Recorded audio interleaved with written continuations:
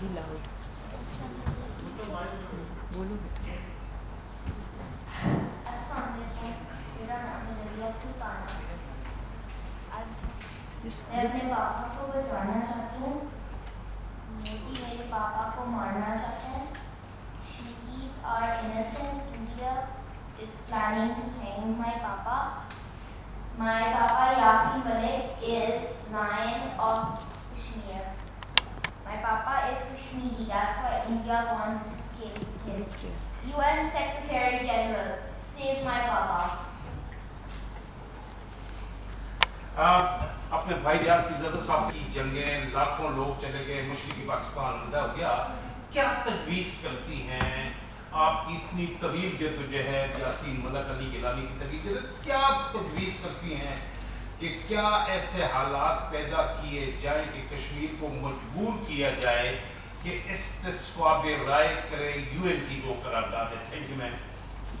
دیکھیں اس وقت سب سے جو ارجنٹ ضرورت ہے وہ ہے کہ یونائٹڈ نیشنز کی طرف سے ایک کشمیر انوائے نامینیٹ کرایا جائے، جس طریقے سے پیلسٹائن کے لیے کیا گیا، جس طرح کے اور بھی بہت سے مسئلے. اب اس وقت یوکرین کا مسئلہ چل رہا ہے، مگر بات یہ ساری کی ساری آتی ہے کہ اس کو یہ ایک نیوکلیئر فلیش پوائنٹ ہے، اور جو خطے کی نیبرنگ کنٹریز ہیں ان کو انگیج کیا جائے، کیونکہ وہ آلریڈی اس کے ہندوتوا کے نیریٹو سے بہت سخت اریٹیٹڈ ہیں، کیونکہ بہت بڑا سیکیورٹی رسک ہے جو نیوکلیئر کمانڈ ایک فیشسٹ کے ہاتھ میں ہے جو کچھ بھی کر سکتا ہے. اور ہر دم ان کی گورنمنٹ، ان کی رجیم کی طرف سے تھریٹس آتی رہتی ہیں کہ ہم نے مقبوضہ کشمیر سے ہم نے آزاد کشمیر کی طرف جانا ہے. تو یہ ایک بہت بڑا ایک نیوکلیئر اس کے سائیڈ امپیکٹس ہو سکتے ہیں جو کہ ہمیں دنیا کو بتانے چاہیے کہ اگر ہم نے دنیا کا انٹرسٹ انگیج کرنا ہے، اگر کشمیریوں کو انسان سمجھا ہی نہیں جاتا ہے یا وہاں پہ وہ سیکنڈ ڈگری سٹیزنز ہیں، اس دنیا کے گلوبل سٹیزنز ہیں، تو at least on grounds of security and piece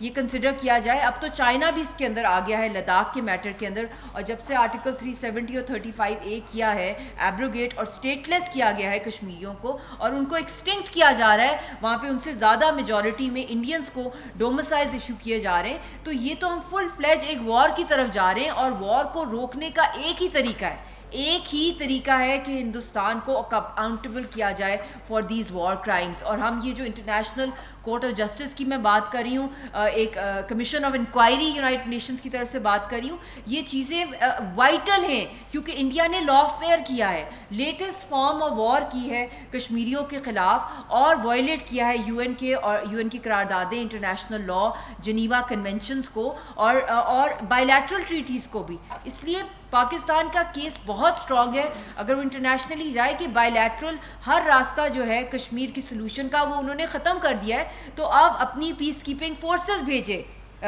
United nations وہاں پہ، اور لوگوں کی زندگیوں کو بچانے کے لیے وہاں پہ air dropping of food supplies کی جائیں، میڈیسن سپلائز کی جائیں.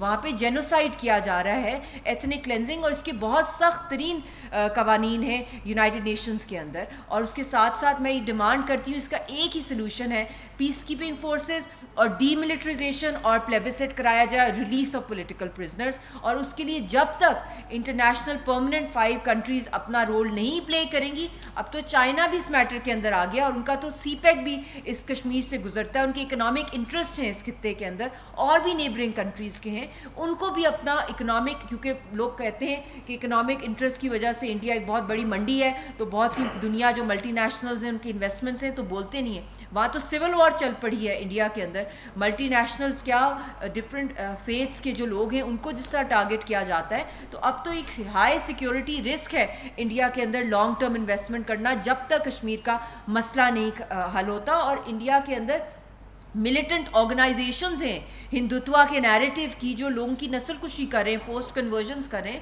تو یہ خود ٹیررزم جو ہے سب سے بڑا جو ہے پریچر ہے ٹیررزم کا، اور جو کشمیری قوم پہ دنیا کی سب سے بڑی اسٹیٹ اسپانسر ٹیررزم کر رہا ہے. اور سلوشن کے اندر سب سے مین رول ہے survival of Kashmiri leadership.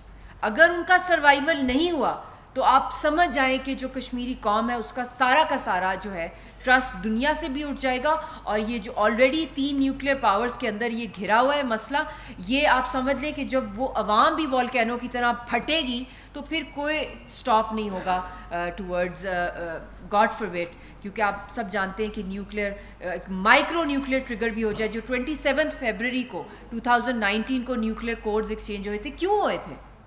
Modi की तरफ से हुए थे न्यूक्लियर कोड्स एक्सचेंज, इसलिए क्योंकि ये एक न्यूक्लियर फ्लैश पॉइंट है, इसलिए वो किसी एक्सटेंट पे जा सकता है, और दुनिया को अपने आप को बचाने के लिए कश्मीरियों को बचाना पड़ेगा। अगर नहीं बचाएंगे हमारे रिप्रेजेंटेटिव्स को, मेरे हस्बैंड को और दूसरे लोगों को वहाँ पे, तो आप समझें कि ये मोदी से हम कुछ भी एक्सपेक्ट कर सकते हैं और पूरी दुनिया तबाह हो सकती है इससे, इस न्यूक्लियर माइक्रो एक्सचेंज से भी। Thank you.